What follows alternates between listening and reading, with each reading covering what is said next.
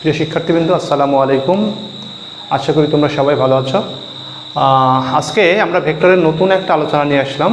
আজকে আমরা যে বিষয়গুলো নিয়ে আলোচনা করব সে বিষয়গুলো আমরা অলরেডি লিখে ফেলেছি। আলোচ্য বিষয় ভেক্টর রাশির যোগ, ভেক্টর রাশির বিয়োগ, ভেক্টর যোগের ত্রিভুজ সূত্র, ভেক্টর রাশির যোগ সাধারণ বীজগণিতিক নিয়ম মেনে চলে না, এই বিষয়টা আজকে আমরা প্রমাণ করব। তো চলো আমরা দেখি। প্রথমেই দুইটা ডেফিনেশন আমরা বোর্ডে লিখে ফেলেছি। একটাকে লিখেছি লব্ধি। লব্ধি কী জিনিস তোমরা হয়তো বা খেয়াল করে দেখেছো যে যখন আমরা ভেক্টর রাশির যোগ করব, যোগ করতে হলে অবশ্যই দুইটা ভেক্টরকে একই জাতীয় হতে হবে বা সমজাতীয় হতে হবে। আমরা বেগের সাথে ত্বরণকে যোগ করতে পারি না, বা আমরা বলের সাথে সরণকে যোগ করতে পারি না। আমরা কেবল দুটো সরণ যোগ করতে পারি, দুটো বল যোগ করতে পারি, কিংবা দুটো বেগ যোগ করতে পারি, দুটো ত্বরণ যোগ করতে পারি। তার মানে আমরা কেবলমাত্র একই জাতীয় দুটো ভেক্টর রাশিকে যোগ করতে পারি। তাহলে দুটো ভেক্টর রাশিকে যোগ করলে আমরা কি পাবো? যে জিনিসটা পাবো সেটাকে আমরা বলছি লব্ধি বা রেজাল্ট্যান্ট। তাহলে কি বলতে পারি আমরা? দুটি সমজাতীয় ভেক্টরকে যোগ করলে যে নতুন ভেক্টর পাওয়া যায় তাকে লব্ধি বা রেজাল্ট্যান্ট বলে। এবং এই যে দুইটা সমজাতীয় ভেক্টর যোগ করলাম, যোগ করে লব্ধি পেলাম, এই দুটো সমজাতীয় ভেক্টরকে আমরা বলবো এই লব্ধির উপাংশ বা কম্পোনেন্ট। তাহলে উপাংশ কাকে বলবো?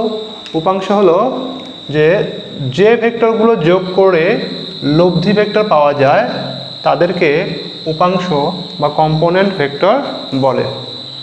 আসো আমরা এই বিষয়গুলো জেনে নেওয়ার পরে আমরা দেখি ভেক্টর রাশিকে যোগ করতে পারি। যোগ করার সময় কিভাবে যোগ করা হয় সচরাচর? আমরা দুটো সমজাতীয় ভেক্টরকে যখন যোগ করব, ধরে নাও একটা ভেক্টরকে ধরে নিলাম আমরা এ ভেক্টর, আর একটা ভেক্টরকে আমরা ধরলাম বি ভেক্টর। তাহলে এই দুইটা ভেক্টরকে যদি যোগ করতে চাই, দুইটা ভেক্টরই সমজাতীয়, বাট মান সমান হতেও পারে, নাও পারে। তাহলে কিভাবে যোগ করতে পারি? আমরা প্রথমত প্রথম যে ভেক্টরটি আছে সেই ভেক্টরটির শীর্ষবিন্দু থেকে শীর্ষবিন্দুতে দ্বিতীয় ভেক্টরটির পাদবিন্দুকে স্থাপন করব। প্রথম ভেক্টরটির শীর্ষবিন্দুতে দ্বিতীয় ভেক্টরটির পাদবিন্দুকে স্থাপন করে দ্বিতীয় ভেক্টরটি চিত্রায়িত করে নেব বা দ্বিতীয় ভেক্টরকে নির্দেশ করে নেব। তাহলে এটা ছিল এ ভেক্টর, এটা ভি ভেক্টর। এবার এই যে প্রথম ভেক্টরটির পাদবিন্দু আছে সেখান থেকে দ্বিতীয় ভেক্টরটির শীর্ষবিন্দু পর্যন্ত আমরা নতুন একটা ভেক্টরকে ডিফাইন করব। ধরে নিলাম এই ভেক্টরটি হচ্ছে সি ভেক্টর। তাহলে আমরা এ এবং বি ভেক্টরটি যোগ করে যেটা পেলাম সেটা হচ্ছে সি ভেক্টর। সি ইকুয়াল হবে এ প্লাস বি। তার মানে এই যে পদ্ধতি, এই পদ্ধতিটাকে আমরা বলছি ভেক্টর যোগের সাধারণ সূত্র। ভেক্টর যোগের সাধারণ সূত্র কি হবে? দুইটি সমজাতীয় ভেক্টরের যোগফল বের করার সময় আমরা কি করব? প্রথম ভেক্টরের শীর্ষবিন্দুতে দ্বিতীয় ভেক্টরের পাদবিন্দু স্থাপন করে প্রথম ভেক্টরের পাদবিন্দু থেকে দ্বিতীয় ভেক্টরের শীর্ষবিন্দু পর্যন্ত যোগ করে নতুন একটি ভেক্টর পাবো, আর সেই ভেক্টরটি হবে প্রথম দুটি ভেক্টরের লব্ধি। তাহলে ভেক্টর যোগ বিষয়টা আমরা বুঝতে পারলাম। আসো আমরা ভেক্টর রাশির বিয়োগ বিষয়টা একটু বুঝে নেই। আমরা এ এবং বি ভেক্টর দুইটিকে কী করব? এ এবং বি ভেক্টর দুইটিকে বিয়োগ, মানে এ থেকে বিকে বিয়োগ করব। এ থেকে যদি বিকে বিয়োগ করতে চাই তাহলে আমাদেরকে যে কাজ করতে হবে, আগে এই বি ভেক্টরের বিপরীত ভেক্টর নির্ণয় করে নিতে হবে। এ ভেক্টরের বিপরীত ভেক্টর। তাহলে আমরা বি ভেক্টরের বিপরীত ভেক্টরটা নির্ণয় করি। বি ভেক্টরটা আছে এই বরাবর। তাহলে আমরা কি করতে পারি?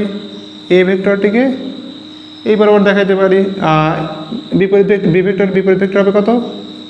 Minus B. বিপরীত বরাবর দেখালাম আমরা।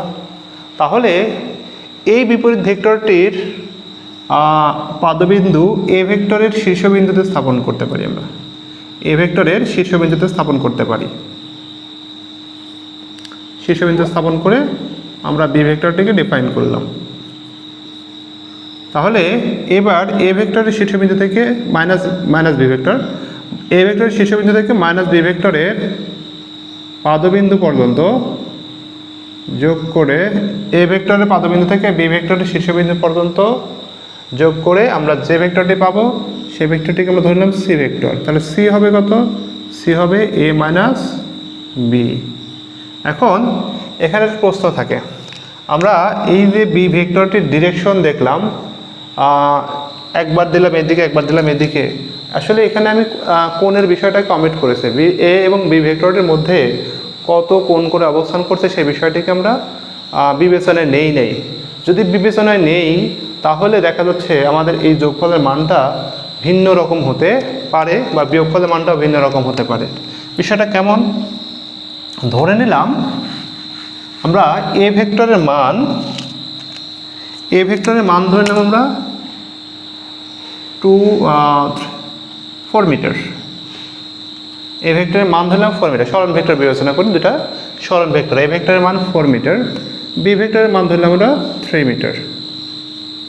সাপোজ বি ভেক্টরের মান 3 মিটার ধরে নিলাম। তাহলে এখন এই দুইটা ভেক্টরকে যদি আমরা যোগ করি তাহলে কত পাবো? আমরা এই দুইটা ভেক্টরকে যোগ করে ভিন্ন ভিন্ন মান পেতে পারি। যেমন আমরা যদি এ ভেক্টরের শীর্ষবিন্দুতে বি ভেক্টরের পাদবিন্দু যোগ করে একই বরাবর, মানে হচ্ছে 0 ডিগ্রি অ্যাঙ্গেলে, যদি 0 ডিগ্রি অ্যাঙ্গেলে আমরা দেখাই কোণ যদি হয় 0 ডিগ্রি, মধ্যবর্তী কোণ যদি হয় কত ডিগ্রি? 0 ডিগ্রি, তাহলে যেটা হবে এদের যোগফল হবে এখান থেকে এই পর্যন্ত, যেটার ভ্যালু হবে কত? 4 + 3 = 7 মিটার।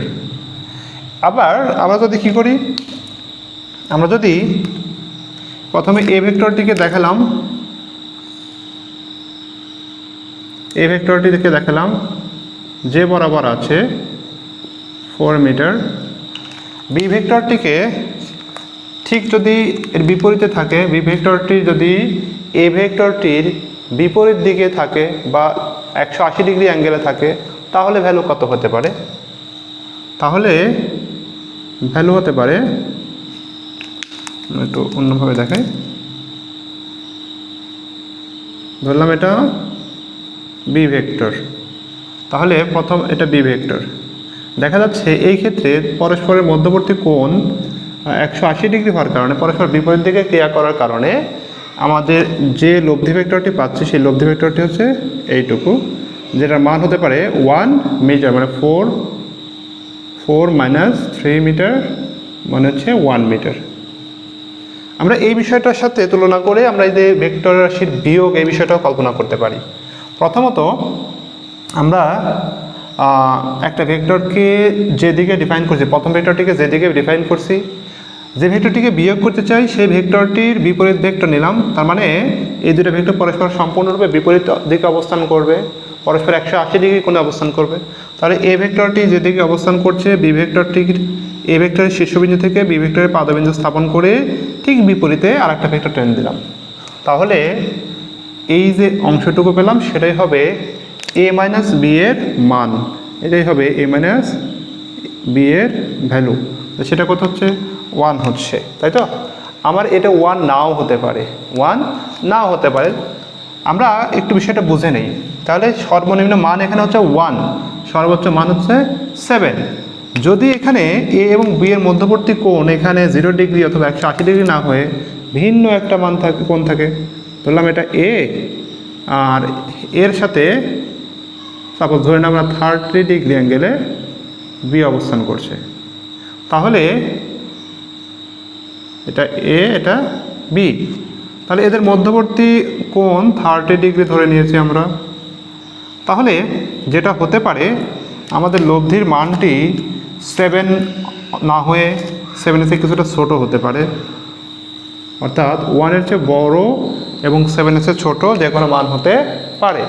আমরা বলতে পারি দুইটা ভেক্টরের যোগফল, আর দুইটা ভেক্টরকে যোগ করলে যে ফলাফলটা পাবো সেই ফলাফলটা এখানে যদি আমরা মান ধরে নিচ্ছি 3 আর 4, তাহলে এই ভ্যালুটা হতে পারে 1 থেকে 7 পর্যন্ত যে কোনো মান হতে পারে। বিয়োগফলের ক্ষেত্রেও ঠিক তাই, একটা ভেক্টর থেকে আরেকটা ভেক্টর বিয়োগ করলে পারে সেই ভেক্টরটির এই দুটো ভেক্টরের যদি 4 আর 3 হয়, মান 1 থেকে 7 পর্যন্ত যে কোনো মান পেতে পারি। আচ্ছা, এরপরে আসো পরের কনসেপ্টটা নিয়ে আলোচনা করি, ভেক্টর যোগের ত্রিভুজ সূত্র। আমরা এই চিত্রটাই দেখি, ভেক্টর যোগের ত্রিভুজ সূত্র। ভেক্টর যোগের ত্রিভুজ সূত্রটা কী হবে, বর্ণনাটা এরকম হতে পারে, যদি দুটি সমজাতীয় ভেক্টরকে একটি ত্রিভুজের দুটি সন্নিহিত বাহু দ্বারা মানে ও দিকে একই ক্রমে প্রকাশ করা হয়। যদি দুটি ভেক্টরকে একটি ত্রিভুজের দুটি সন্নিহিত বাহু দ্বারা একই ক্রমে মানে ও দিকে প্রকাশ করা হয়, তাহলে এই ত্রিভুজের তৃতীয় বাহু হবে ভেক্টর দুটির লব্ধি। তাহলে আমরা বলতে পারি ওই ত্রিভুজটির তৃতীয় বাহু বিপরীতক্রমে ভেক্টরটির লব্ধির মান ও দিক নির্দেশ করবে। আবারও বলে নেই, একটি ত্রিভুজের দুটি সন্নিহিত বাহু দ্বারা যদি দুটি ভেক্টরকে মানে ও দিকে একই ক্রমে প্রকাশ করা হয়, তবে ত্রিভুজটির তৃতীয় বাহু বিপরীতক্রমে ভেক্টরদ্বয়ের লব্ধির মান ও দিক নির্দেশ করবে। এটাই ছিল ভেক্টর যোগের ত্রিভুজ সূত্র। আসো আমরা এই বিষয়টা এখানে দেখে নিই। তাহলে এ আর বি ভেক্টর ছিল এই ত্রিভুজের দুটো সন্নিহিত বাহু, এ আর বি দ্বারা আমরা প্রকাশ করেছিলাম। তাহলে এ বি এর লব্ধি হচ্ছে সি। এটা ভেক্টর যোগের নিয়ম অনুসারে এ প্লাস বি ইকুয়াল সি হচ্ছে। এবার আমি একটা প্রশ্নই বলেছিলে, লিখে ফেলেছি, ভেক্টর রাশির যোগ সাধারণ বীজগণিতের নিয়ম মেনে চলে না। এই কনসেপ্টটা কিভাবে সত্য হয় আমরা একটু দেখি। আসো, আমরা সাধারণ বীজগণিতের নিয়ম অনুসারে কি জানি, যে যে কোনো ত্রিভুজের যে কোনো দুই বাহুর যোগফল তৃতীয় বাহু অপেক্ষা বৃহত্তর। একটি ত্রিভুজের যে কোনো দুই বাহুর যোগফল তৃতীয় বাহু অপেক্ষা বৃহত্তর। তাহলে যদি এটাকে ও ধরি, এটাকে এ ধরি, এটাকে যদি বি ধরি, তাহলে আমাদের সাধারণ বীজগণিতের নিয়ম অনুসারে যেটা হওয়া উচিত ছিল, সেটা O A plus A B is greater than O B, তাই তো? এটাই হওয়া উচিত ছিল।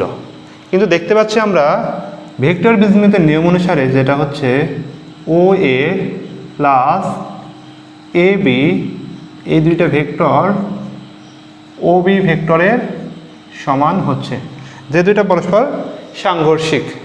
সুতরাং এই দুইটা কনসেপ্টটা সাংঘর্ষিক হওয়ার কারণে আমরা বলতে পারি যে ভেক্টর রাশির যোগ সাধারণ বীজগণিতিক নিয়ম মেনে চলে না। তো যদি তোমাদের এই আলোচনার ভিতরে কোনো কোশ্চেন থাকে, তোমরা কমেন্টস বক্সে জানাবা। আশা করি বিষয়টা বুঝতে পেরেছো। সবাই ভালো থাকবে। আল্লাহ হাফেজ।